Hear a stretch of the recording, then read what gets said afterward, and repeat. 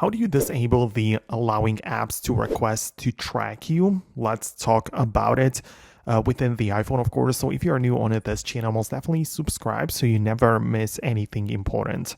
So two ways to approach this, both by going to the settings and a privacy and a security section. At the top of the list, we have the location services, because if you mean tracking in that sense, you can disable location services altogether or only within specific applications, which I believe is actually more useful because you can turn it off for only apps that you needed to have your location accessed.